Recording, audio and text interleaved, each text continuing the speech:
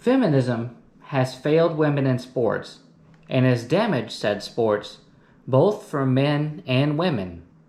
But in regards to dating, surely things are better, right?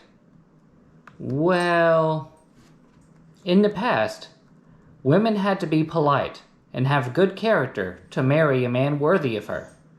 They had to be good judges of character, or the woman's dad had to be one for them.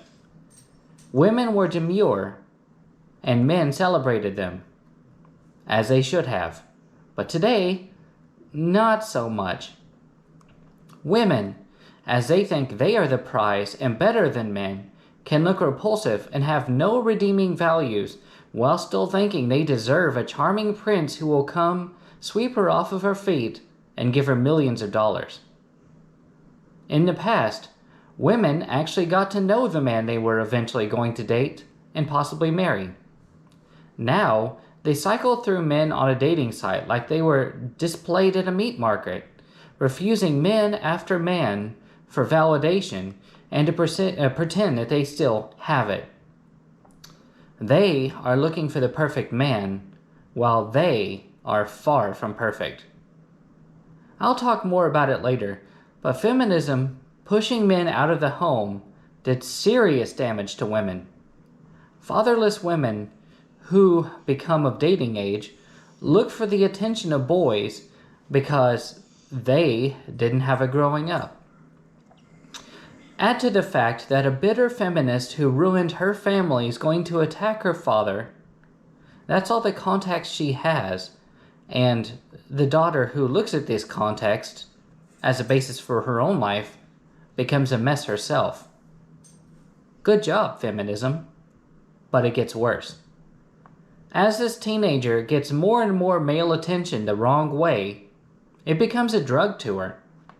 She can't stay faithful because if she finds someone who is willing to put up with her lack of femininity, lack of ladylike behavior, lack of homemaking abilities, she'll still look for male attention elsewhere because she's hooked on a drug.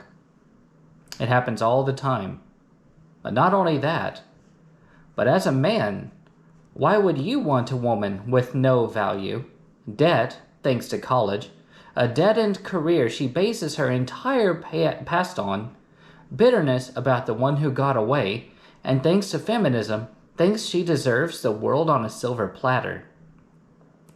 Feminism encourages debauchery in women and living solipsistic lives, and in return, they expect a man to meet their ever-increasing demands to deign a salvage man who has to earn even a little of her time.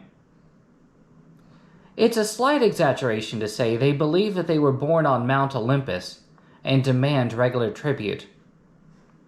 Unfortunately for them, they aren't. And when they realize that, they'll be older, in debt, having no man to take care of her when things get hard, no kids, and no future.